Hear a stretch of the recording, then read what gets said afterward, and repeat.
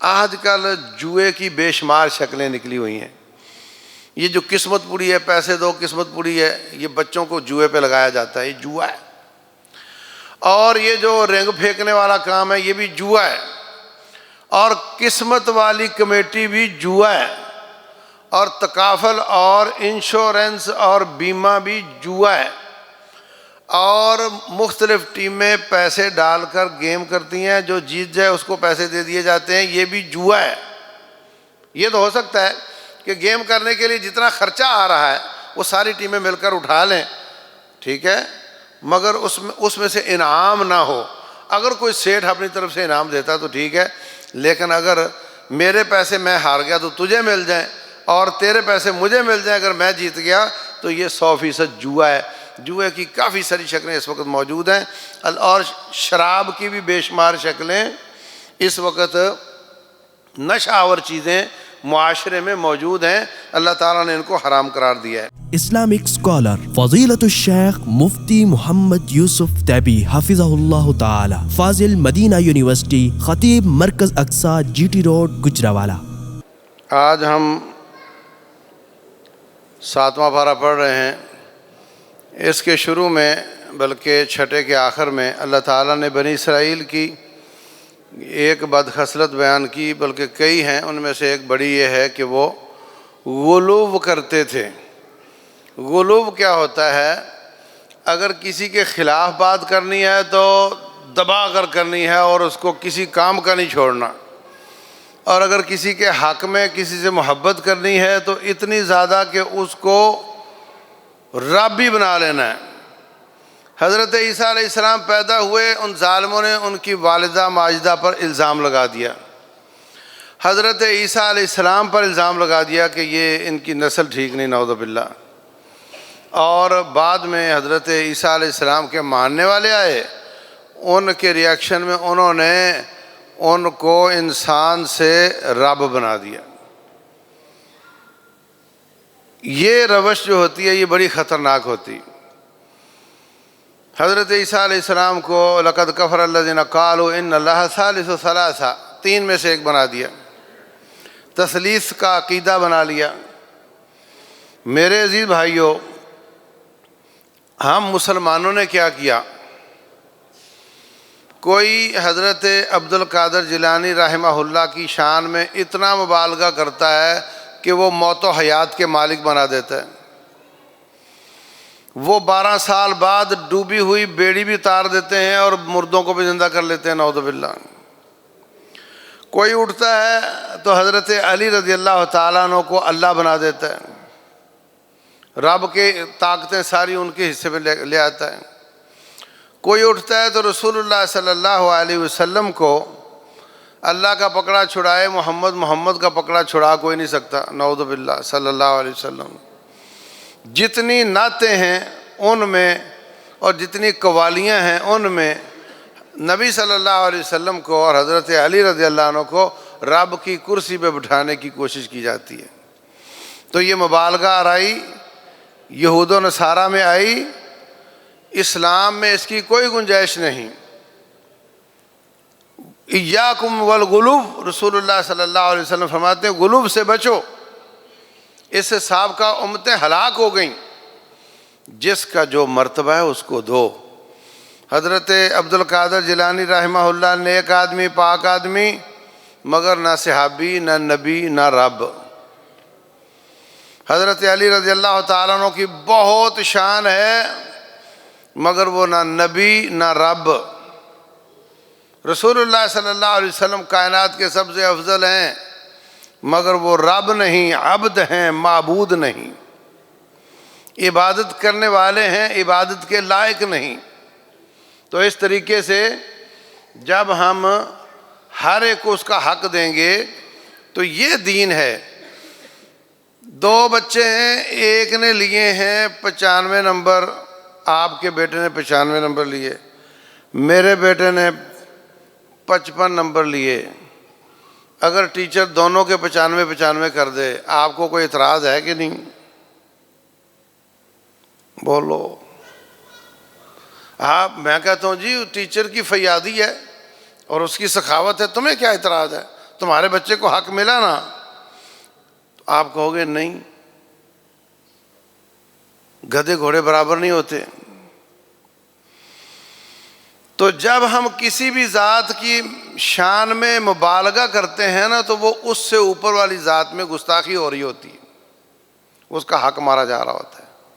اس لیے کوئی شک نہیں کہ یہ بڑی عالی مرتبت ذاتیں ہیں، مگر جس کا جو حق ہے اس کو دو اور اس سے آگے نہ بڑھاؤ۔ اسی طریقے سے ایک ان کی بدخصلت یہ بیان کی ہے، کانوا لا یتناہون عن منکر فعلوہ لبئس ما کانوا یفعلون، کہ وہ گناہ کرتے اور اس سے منع بھی کرتے تھے۔ وہ جس کام سے منع کرتے تھے وہ خود بھی کرتے تھے۔ یہاں ایک بات سمجھنے کی ہے کہ اگر میں کسی وجہ سے نفلی روزہ نہیں رکھ سکتا تو میں آپ کو کہہ سکتا ہوں کہ نفلی روزہ رکھو یا نہیں؟ میرا کہنا جائز ہے؟ بالکل جائز ہے، اس لیے کہ میں کسی وجہ سے نہیں رکھ سک رہا، نیکی کا حکم ہے، میں آپ کو بتا رہا ہوں، اللہ کی بات، اس کے رسول کی بات آپ کو بتا رہا ہوں۔ یہ جو آیت ہے نا، لِمَ تَقُولُونَ مَا لَا تَفْعَلُونَ، وہ بات کیوں کرتے ہو جو تم کرتے نہیں، وہ کہتے کیوں ہو؟ اس کا لوگوں نے معنی غلط سمجھا ہوا ہے۔ اس کا معنی یہ ہے کہ وہ نیکی کا کام یا نیک نامی کا کام جو تم نے نہیں کیا، کیوں کہتے ہو میں نے کیا ہے؟ جو تم نہیں کرتے وہ کیوں کہتے ہو ہم نے کیا؟ کریڈٹ لینے کی کوشش کیوں کرتے ہو؟ یہ معنی نہیں کہ میں اگر کوئی نیکی نہیں کر پا رہا تو میں کسی کو نہیں بتا سکتا، یہ معنی اس کا نہیں۔ البتہ جو لازم کام ہے، فرض کام ہے، میں خود فرض نماز نہ پڑھوں، لوگوں کو تلقین کروں، میں لوگوں کو برائی سے منع کروں، خود وہ سارے کام کروں، تو یہ یہود و نصارہ کی تقلید ہے الیاذ باللہ، اور یہ بڑی خطرناک بات ہے۔ اللہ نے ان کی اس میں مذمت بیان کی ہے۔ پھر اللہ تبارک و تعالیٰ کا انصاف دیکھو، فرمایا لَتَجِدَنَّ أَشَدَّ النَّاسِ عَدَاوَةً لِلَّذِينَ آمَنُوا الْيَهُودَ وَالَّذِينَ أَشْرَكُوا۔ اے نبی، میرا کنکلوژن یہ ہے، میرا تجزیہ یہ ہے کہ سب سے بڑے دشمن تمہارے یہودی ہیں اور جو شرک کرتے ہیں۔ وَلَتَجِدَنَّ أَقْرَبَهُم مَّوَدَّةً لِلَّذِينَ آمَنُوا الَّذِينَ قَالُوا إِنَّا نَصَارَىٰ، اور آپ کے زیادہ قریب جو ہیں وہ عیسائی ہیں۔ تمہارے سب سے دور، سب سے بڑے دشمن یہودی ہیں اور مشرک ہیں، اور تمہارے نسبتاً قریب عیسائی ہیں۔ ذَلِكَ بِأَنَّ مِنْهُمْ قِسِّيسِينَ وَرُهْبَانًا، کیونکہ وہ ان کے مولوی اور پیر ان کو دین بتاتے ہیں اور وہ تکبر نہیں کرتے۔ یہاں اللہ تعالیٰ نے یہودی عیسائی الگ ذکر کیے ہیں، شرک والے الگ ذکر کیے ہیں، حالانکہ یہودی عیسائی بھی شرک کرتے ہیں۔ کرتے ہیں کہ نہیں کرتے؟ قالت الیہود عزیر ابن اللہ وقالت النصارى المسیح ابن اللہ، انہوں نے حضرت عزیر کو بیٹا بنا دیا، انہوں نے حضرت عیسیٰ کو اللہ کا بیٹا بنا دیا، نعوذ باللہ۔ دونوں ہی مشرک ہیں، مگر رب نے فرمایا تمہارے زیادہ بڑے دشمن یہودی اور مشرک ہیں اور تمہارے زیادہ قریب عیسائی ہیں۔ تو اللہ تبارک و تعالیٰ نے اہل کتاب مشرک اور غیر اہل کتاب مشرک میں فرق کیا ہے۔ یہودیوں کو مشرک نہیں کہا، ہیں وہ مشرک۔ مکے والوں کو مشرک کہا ہے، وہ اللہ پر ایمان نہیں لاتے، وہ آخرت پر، اللہ پر کسی معنی میں لاتے ہیں مگر اللہ کی صفات کا انکار کرتے ہیں، آخرت کا نہیں مانتے، قرآن کو نہیں مانتے، نبی صلی اللہ علیہ وسلم کو نہیں مانتے، تقدیر کو نہیں مانتے۔ جبکہ یہود و نصارہ اللہ کو مانتے، اپنے نبی کو مانتے، اپنی کتاب کو مانتے، آخرت کو مانتے ہیں۔ تو اللہ نے دونوں میں فرق کیا ہے، یہودیوں کو الگ کہا، عیسائیوں کو الگ، اور مشرکوں کو الگ۔ تو ثابت ہوا اہل کتاب مشرک اور غیر اہل کتاب مشرک میں فرق ہے۔ اہل کتاب مشرک کی بیٹی سے شادی ہو سکتی ہے 3 شرطوں کے ساتھ میں نے بتائی تھی، اور اہل کتاب کا ذبیحہ حلال ہے، اور جو اہل کتاب نہیں مشرک ہے اس کا ذبیحہ حلال نہیں، اس کی بچی سے شادی جائز نہیں۔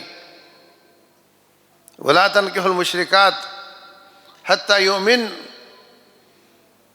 ثابت ہوا کہ جتنا قدر کوئی ایمان لاتا ہے اتنا قدر رب اس کو صلہ دیتا ہے دنیا میں، اگرچہ وہ کافر ہیں، اگرچہ وہ مشرک ہیں، اگرچہ وہ اس حالت میں مرے تو جہنم میں جائیں گے، کوئی شک نہیں، مگر دنیا میں ڈیلنگ میں اللہ نے فرق کیا ہے۔ تو جو اللہ کو بھی مانے، آخرت کو بھی مانے، نبی محمد کو بھی مانے صلی اللہ علیہ وسلم، اور وہ کتاب قرآن کو بھی مانے، اور جنت جہنم کو بھی مانے، اور رسولوں اور فرشتوں پر بھی مان لائے، اور دنیا کے بعد جی اٹھنے پر بھی اس کا ایمان ہو، تقدیر پر بھی ایمان ہو، مگر شرک کرتا ہو، تو یہ چوتھی کیٹیگری ہے۔ اہل کتاب مشرک، غیر اہل کتاب مشرک، پکا مومن اور مومن مشرک۔ تو اگر وہ ہمارے نبی کو نہ مانے، ہماری کتاب کو نہ مانے، تو اللہ فرق کرتا ہے، کہا یہ نہیں، یہ زیادہ قریب ہے۔ تو جو ساری چیزوں پر ایمان لاتا ہے اور ساتھ ساتھ شرک کرتا ہے، اگر وہ شرک پہ مر گیا تو اللہ تعالیٰ کبھی معاف نہیں کرتا، یہ طے ہے۔ لیکن دنیا کی ڈیلنگ میں فرق کیا اللہ تعالیٰ نے، اس لیے جو مسلمان مومن ہو کر شرک کرتا ہے اس کے ساتھ ڈیلنگ مسلمانوں والی ہوتی ہے، نصیحت کریں، خیر خواہی کریں، اور اس کے ساتھ وہ والا فتویٰ نہ لگائیں۔ یہ ان کا علاج فتوے نہیں، ان کا علاج نصیحت اور خیر خواہی اور ان کو بتانا ہے۔ اس کے بعد اللہ تعالیٰ نے یہودیوں کی ایک خصلت اور بیان کی ہے کہ وہ اللہ کی حلال کو حرام کرتے تھے۔ اللہ تبارک و تعالیٰ نے فرمایا کہ بالکل لا تحرموا طیبات ما احل اللہ لکم، یہ بالکل جائز نہیں۔ اور مکے والے بھی اپنے بتوں کے نام پہ مختلف چیزوں کو وقف کر دیتے تھے۔ یہ نر اونٹ ہے، یہ اگر اتنے بچے جان دے تو اس کے بعد یہ اس کے نام وقف ہو جائے گا۔ یہ مادہ اونٹ ہے، اونٹنی ہے، اس کی یہ شرط پوری کر دے تو یہ بت کے لیے وقف ہو جائے گی۔ ما جعل اللہ من بحیرۃ ولا سائبۃ ولا وصیلۃ ولا حام، یہ سارا جو تم نے وقف کیا ہوا ہے یہ اللہ کے لیے ہونا چاہیے، غیر اللہ کے لیے نہیں ہونا چاہیے، یہ اللہ فرما رہے ہیں۔ اور آج مسلمانوں کی حالت کیفیت یہ ہے کہ یہ انسان کے بچے بھی قبروں کے لیے وقف کرتے ہیں اور جانور کے بچے بھی قبر والے کے لیے وقف کرتے ہیں۔ ہمارے بچپن میں ہم بہت دیکھتے تھے، آج کل تو نہیں، بولے بابے کی گائیاں ہیں، ان کے کان میں تھیلی ہوتی تھی، لوگ اس میں پیسے ڈالتے تھے، اور جس کی فصل میں چلی جائے وہ اس کو منع نہیں کرتے تھے، بولے بابے کی گائیاں ہیں، یہ بابے کے نام پہ وقف ہیں۔ اور ایک آدمی وہ کہتا ہے کہ میں پیدا ہونے سے پہلے مجھے میرے والدین نے ایک قبر کے نام پہ وقف کر دیا تھا۔ یہ کام ہمارے ہاں چل رہا ہے، الیاذ باللہ، بالکل ان کی روش پہ ہم چل رہے ہیں۔ تو اس کے بیچ میں اللہ تبارک و تعالیٰ نے قسم اور نظر کا کفارہ بیان کیا ہے۔ اگر کوئی شخص قسم اٹھا لیتا ہے کہ اللہ کی قسم میں بھائی کو کہتا ہے تیرے سے بات نہیں کروں گا، تو پہلی بات تو یہ کہ جس کی عادت ہو اللہ کی قسم اللہ کی قسم اللہ کی قسم، اس نے عادت بنائی ہوئی ہو، اللہ تعالیٰ ایسی قسم کا کوئی اعتبار نہیں کرتا، نہ اس پر کفارہ ہے نہ اس کا کوئی اعتبار ہے، نہ اس کو کوئی قسم سمجھتا ہے۔ اور جو دل کے حاضری کے ساتھ قسم اٹھائی جاتی ہے، دل کو حاضر کر کے نیت کے ساتھ قسم اٹھائی جاتی ہے، اس قسم کا اعتبار ہے، اور اس کو اگر نافرمانی کی قسم ہے تو اس کو توڑنا لازم ہے۔ اللہ کی قسم بہن تیرے گھر نہیں آؤں گا، یہ نافرمانی کی قسم ہے، قطع رحمی کی، تو جائے اس کے گھر میں اور قسم کا کفارہ دے۔ کیا 10 مسکینوں کو کھانا کھلائے، کھانا پکا کر کھلائے تو ٹھیک ہے، ورنہ 1100-1200 گرام پر مسکین، تو 10 کا ہو گیا تقریباً 15 کلو چاول یا آٹا کسی مسکین کے گھر دے دے تو قسم کا کفارہ ہو جائے گا۔ اور اگر کوئی نظر مانتا ہے کہ میں اگر یہ کام ہو گیا تو میں یوں کروں گا، میرا گمشدہ بچہ مل گیا تو میں اتنے نفل پڑھوں گی یا اتنا صدقہ کروں، بعد میں وہ نہیں کر پاتا، تو اس کا کفارہ بھی قسم کا کفارہ ہے 10 مسکینوں کا کھانا یا 10 مسکینوں کے کپڑے، اور اگر یہ دونوں کام نہ کر سکے تو پھر 3 روزے رکھنا اس پہ لازم ہوتا ہے۔ اللہ تبارک و تعالیٰ فرماتے ہیں انما یا ایھا الذین آمنوا انما الخمر والمیسر والانصاب والازلام رجس من عمل الشیطان، جوا، شراب اور یہ بت اور یہ جو تیر نکالتے ہیں قسمت کے لیے، یہ سب پلید ہیں، شیطان کے کام ہیں، اس سے بچ جاؤ۔ آج کل جوئے کی بے شمار شکلیں نکلی ہوئی ہیں۔ یہ جو قسمت پوری ہے، پیسے دو قسمت پوری ہے، یہ بچوں کو جوئے پہ لگایا جاتا ہے، یہ جوا ہے۔ اور یہ جو رنگ پھینکنے والا کام ہے یہ بھی جوا ہے، اور قسمت والی کمیٹی بھی جوا ہے، اور تکافل اور انشورنس اور بیمہ بھی جوا ہے، اور مختلف ٹیمیں پیسے ڈال کر گیم کرتی ہیں، جو جیت جائے اس کو پیسے دے دیے جاتے ہیں، یہ بھی جوا ہے۔ یہ تو ہو سکتا ہے کہ گیم کرنے کے لیے جتنا خرچہ آ رہا ہے وہ ساری ٹیمیں مل کر اٹھا لیں، ٹھیک ہے، مگر اس میں سے انعام نہ ہو۔ اگر کوئی سیٹھ اپنی طرف سے انعام دیتا تو ٹھیک ہے، لیکن اگر میرے پیسے میں ہار گیا تو تجھے مل جائیں، اور تیرے پیسے مجھے مل جائیں اگر میں جیت گیا، تو یہ 100% جوا ہے۔ جوئے کی کافی ساری شکلیں اس وقت موجود ہیں، اور شراب کی بھی بے شمار شکلیں اس وقت نشہ آور چیزیں معاشرے میں موجود ہیں، اللہ تعالیٰ نے ان کو حرام قرار دیا ہے۔ جب ان سے کہا جاتا ہے کہ آؤ اس کی طرف جو اللہ نے نازل کیا ہے، وہ کہتے ہیں حسبنا ما وجدنا علیہ آباءنا، ہمیں اپنے ابے دادے کا راستہ ہی کافی ہے، تمہاری مہربانی، رب کی بات اپنے پاس ہی رکھو۔ یہ بدخسرت بھی ہمارے معاشرے میں بدرجہ اتم موجود ہے۔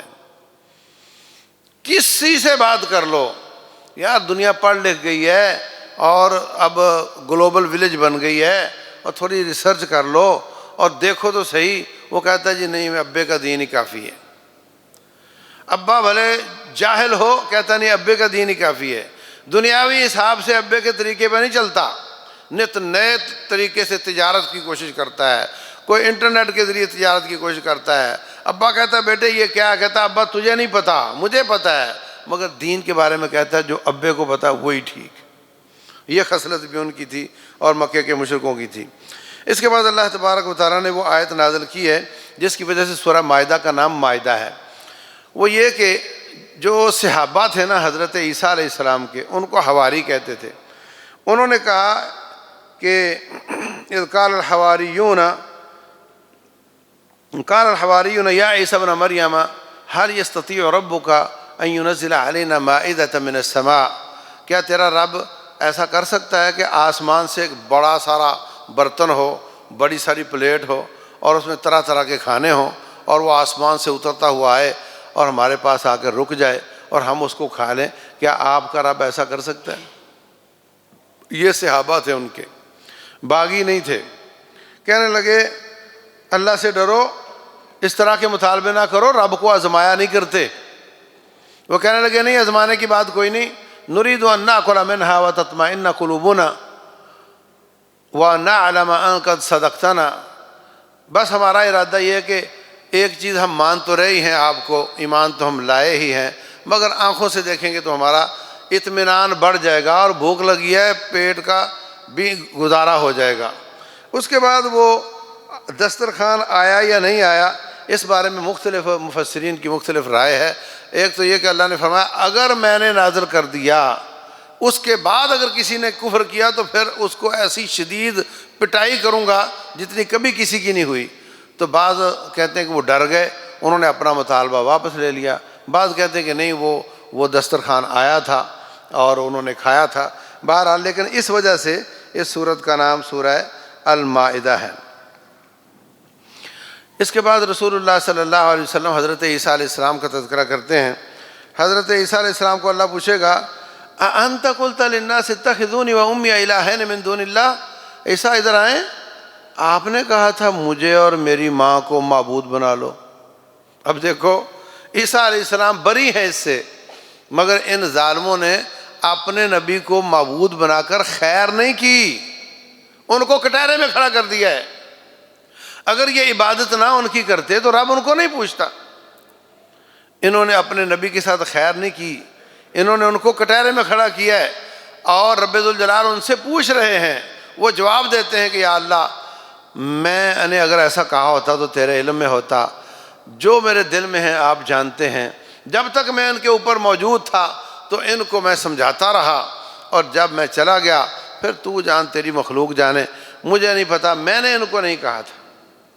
تو یہ جو حضرت عیسیٰ علیہ السلام کی پوجا کرتے ہیں، جو حضرت علی رضی اللہ تعالیٰ عنہ کی پوجا کرتے ہیں، جو خود رسول اللہ صلی اللہ علیہ وسلم کو رب بنانے کی کوشش کرتے ہیں، رب والی صفات ڈالنے کی کوشش کرتے ہیں، جو عبد القادر جیلانی رحمہ اللہ اور باقی اولیاء کرام کی پوجا کرتے ہیں، وہ ان کے ساتھ خیر نہیں کر رہے، وہ ان کو رب کے کٹہرے میں کھڑا کر رہے ہیں۔ اگرچہ وہ بعد میں پاک ہو جائیں گے، رب کو جواب دے دیں گے، مگر رب کے کٹہرے میں جانا ہے کوئی چھوٹی بات نہیں ہے، بہت بڑی بات ہے۔ اللہ اکبر۔ اللہ تبارک و تعالیٰ فرماتے ہیں، پھر انہوں نے الٹا سیدھا یہ تذکرہ کرنے کے بعد رسول اللہ صلی اللہ علیہ وسلم فرماتے ہیں، حضرت عیسیٰ کہنے لگے ان تعذبہم فإنہم عبادک، یا اللہ ان کو سزا دے گا تو تیرے بندے ہیں، اور اگر تو معاف کر دے تو تو اس پر بھی قادر اور غالب ہے۔ یہ آیت رسول اللہ صلی اللہ علیہ وسلم ساری رات پڑھتے رہے، تہجد میں ایک ہی آیت دہراتے رہے اور روتے رہے، یہ حدیث شریف میں آتا ہے۔ تو بہر صورت اللہ تبارک و تعالیٰ کی توحید کی آیات ہیں۔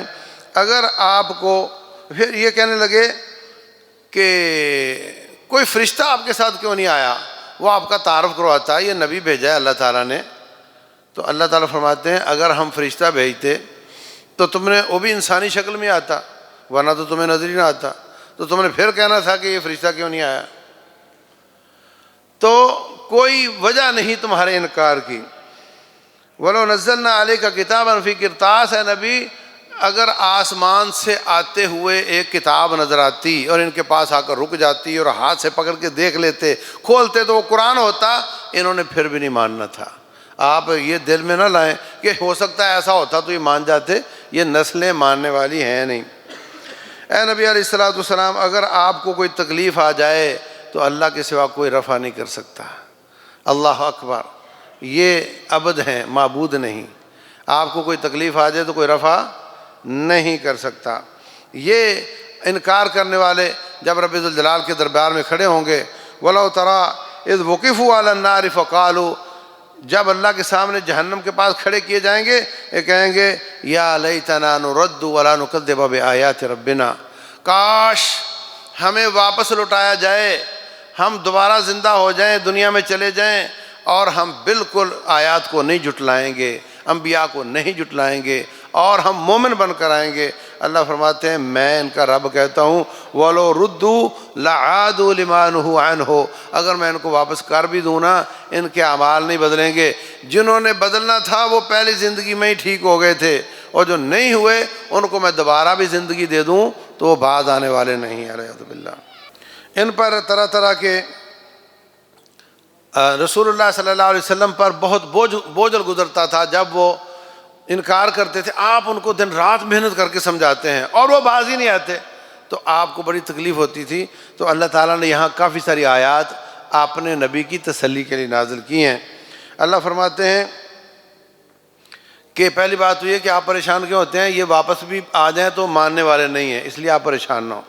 اس طرح فرمایا کہ ان کا کبر علیک اعراضہم، اگر ان کا منہ پھیر لینا آپ کو بڑا ہی بوجھل لگتا ہے تو پھر یا زمین پہ سرنگ لگا لو یا آسمان پہ سیڑھی لگا لو، پھر ان کو کوئی معجزہ لا کر دکھاؤ، شاید مان جائیں۔ یعنی یہ آخری حد ہے کہ آپ ٹینشن ہی لیتے چلے جاتے تھے، تو اللہ تعالیٰ نے یہ کہہ کر آپ کو تسلی دی ہے۔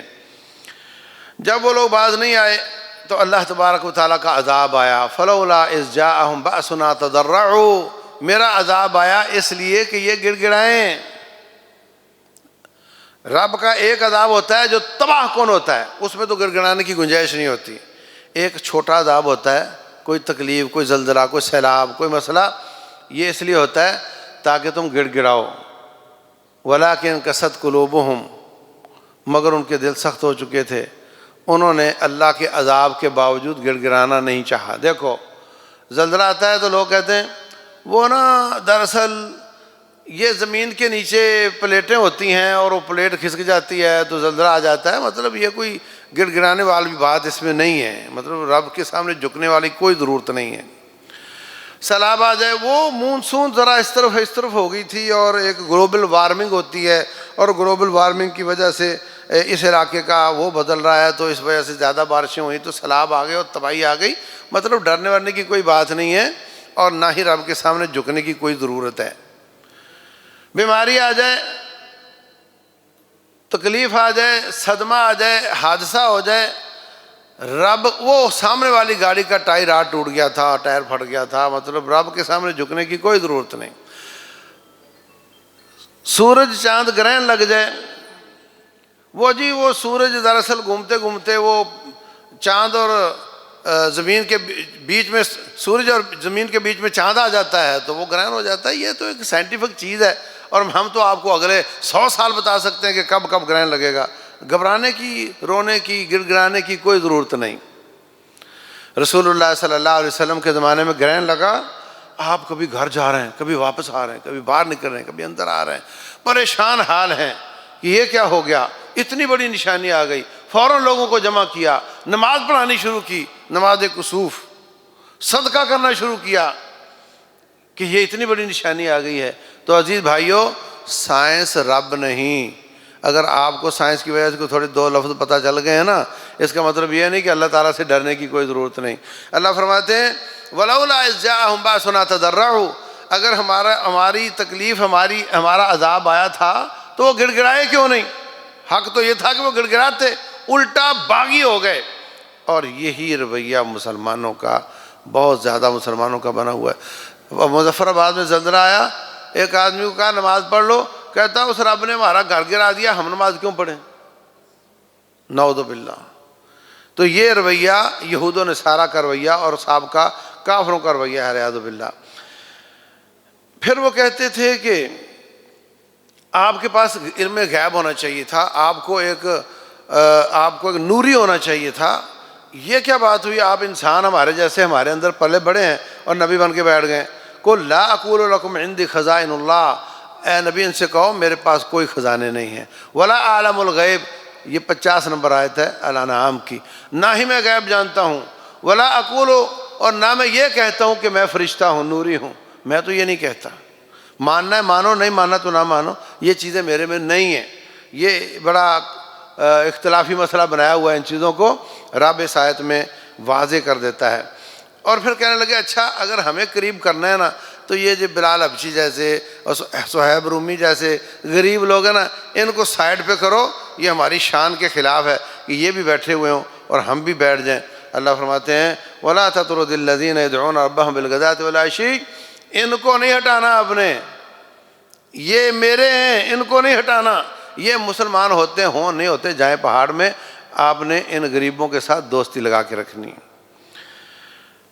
اللہ تبارک و تعالیٰ کی شان بیان ہوئی ہے کہ غیب آپ میرے پاس نہیں, اللہ کے پاس ہے. کوئی کائنات میں کسی درخت کا پتا بھی گرے تو اللہ جانتا ہے. وَمَا تَسْقُطُ مِن وَرَقَةٍ إِلَّا يَعْلَمُهَا وَلَا حَبَّةٍ فِي ظُلُمَاتِ الْأَرْضِ وَلَا رَطْبٍ وَلَا يَابِسٍ إِلَّا فِي كِتَابٍ مُبِينٍ. اللہ تعالیٰ اس بات پر قادر ہے کہ وہ تمہیں کشتی کے ذریعے تیرا کے نجات دے دیتا ہے. ہر جگہ تمہارا تعاون وہی کرتا ہے, اور وہی قادر ہے اس بات پر کہ تمہیں ان یبعث علیکم عقابا من فوقکم اور من تحت ارجلکم اور یلبسکم شیعا ویذیق بعضکم بأس بعض. اللہ زمین کے نیچے سے عذاب لے آئے, اللہ آسمان سے عذاب لے آئے, یا آپس میں لڑائی کروا کے تمہیں پٹائی کر کے آپس میں لڑا کے مروا دے. یہ سب رب کے عذاب کی شکلیں. اس وقت کیا سیاستدان اور کیا غیر سیاستدان, جو صورتحال ملک کی بنی ہوئی ہے یہ رب کے عذاب کی شکل ہے. اعوذ باللہ. کیا خاندانوں کے خاندان, افراد سے, جماعتوں سے, مولویوں سے, سیاستدانوں سے, ہر لیول پہ لڑائی چل رہی ہے. اعوذ باللہ. اللہ تعالیٰ نے اس کو اپنا عذاب شمار کیا ہے. اس کے بعد حضرت ابراہیم علیہ السلام کا قصہ ہے. اذ قال لأبیہ آزر اتتخذ اصناما آلہۃ, جب انہوں نے اپنے باپ آزر کو کہا کہ آپ بتوں کو معبود کیوں بناتے ہیں, تو ہمارا جو مولوی طبقہ ہے وہ کہتے ہیں حضرت ابراہیم علیہ السلام کے باپ کا نام آزر نہیں تھا, جبکہ اس آیت میں اللہ تعالیٰ اس کا نام آذر بتا رہا ہے۔ جب رات ہوئی ستارہ دیکھا، کہا یہ بہت بلند ہے، یہ رب ہو سکتا ہے۔ جب وہ ڈوب گیا تو کہا ڈوبنے والا رب نہیں ہو سکتا۔ چاند دیکھا، کہا یہ ہو سکتا ہے، یہ بھی ڈوب گیا۔ سورج دیکھا، یہ بھی ڈوب گیا۔ کہنے لگے میں تمہارے سارے معبودوں سے بری ہوں، میں نہیں ان کو مانتا۔ حضرت ابراہیم علیہ السلام کا عقیدہ ہے کہ ڈوبنے والا رب نہیں ہو سکتا، مرنے والا بھی رب نہیں ہو سکتا، قبر میں اترا جانے والا بھی رب نہیں ہو سکتا۔ رب وہ ہے جس کو ہمیشہ کمال ہے، کبھی زوال نہیں ہے۔ اس کے بعد اللہ تبارک و تعالیٰ فرماتے ہیں وہ آدمی اس سے بڑا ظالم کوئی نہیں جو کہتا ہے اوحی الیہ ولم یوحی الیہ شیء، جو نبوت کا جھوٹا دعوے دار ہوتا ہے، اس سے بڑا ظالم کوئی نہیں۔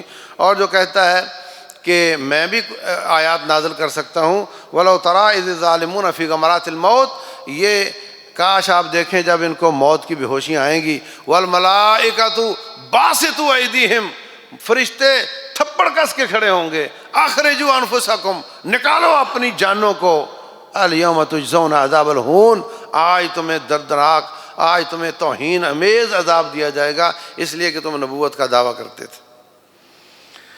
آخر میں رب ذوالجلال فرماتے ہیں اگر اللہ چاہتا تو یہ شرک نہ کرتے۔ اے نبی آپ کیوں پریشان ہو رہے ہیں؟ میں نے چاہا تو انہوں نے شرک کیا نا، رب نے کیوں چاہا ہے؟ رب تو نہیں چاہتا کوئی شرک کرے، اس لیے کہ انہوں نے اللہ کی آیات کا مذاق اڑایا، نصیحت واعظ نہیں سنی، اس پر عمل نہیں کیا، اللہ نے ہدایت سے محروم کر دیا۔ ہدایت بھی رب دیتا ہے، گمراہ بھی رب کرتا ہے، کوئی شک نہیں۔